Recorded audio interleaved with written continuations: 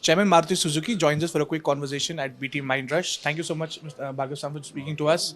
There's been a big announcement today on in partnership with Toyota on developing an SUV. I know the details will not be revealed by you, but give us a hint and a sense as to what's next now, sir, in the SUV segment, especially because considering the amount the announcement has been done, the MOU has been signed. So No, what's next? as we had said earlier, that while our major market will always remain the smaller customers, in the sense the smaller car customers, the hatchback market.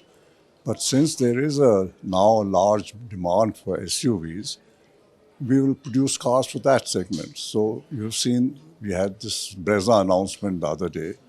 Now we've got this mid-sized SUV announcement. And we'll continue to do what we need to do in this segment so that we get a reasonable market share there. Absolutely. So, sir, there have been talks that the Jimny is coming to India.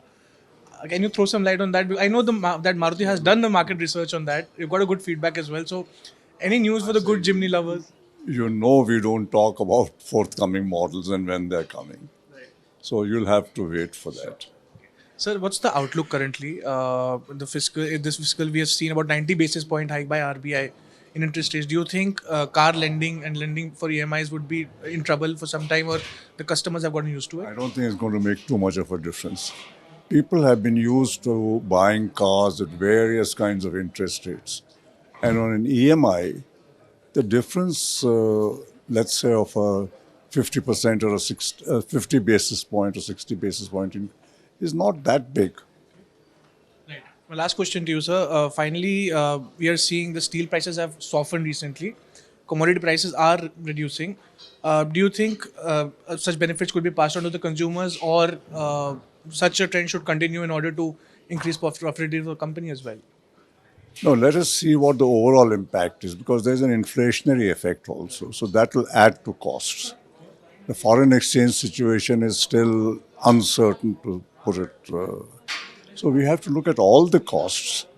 And because one element goes up or down, that doesn't lead to any changes in prices. Right. Sir, what about since currency markets are all volatile right now, is that any issue for paying the royalty to Suzuki in yen? Are you kind of concerned about that? No, you can't keep changing the basis for royalty payment depending on how the market is today. There's a decision that we will pay in rupees. So at the moment, we'll continue to pay in rupees. You know, in that kind of arrangement, there's always the possibility that one or the other party will gain and the other party will lose. But over time, it probably balances out.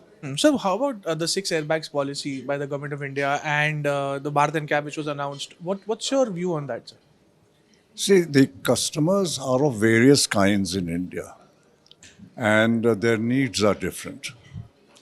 I think it's only fair that there should be standards which are not mandatory but advisory to deal with those customers who want more than what the government keeps as the minimum standards or the proper standards for vehicles to be produced and sold in the country.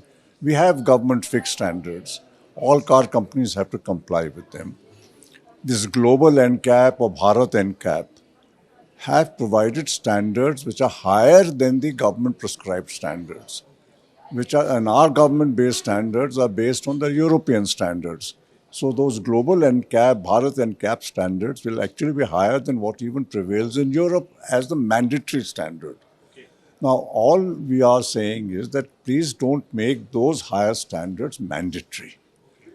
Give the option to the customer. If the customer demand says, no, I want 6 airbags or I want some other safety feature, the car maker has to make that and give it to him. Otherwise, his car will not sell. But if the car maker finds that a lot of customers don't want that, and if that becomes mandatory, then it'll have a very negative influence both on the customer and the market. Fair enough. So, point taken. Well, that was Mr. Bhargav giving a crucial point about the Bharat NCAP and 6 airbags. It should literally be left on to the consumers as to what they want, and it should not be made mandatory. If you like the video, do like, comment, share and subscribe.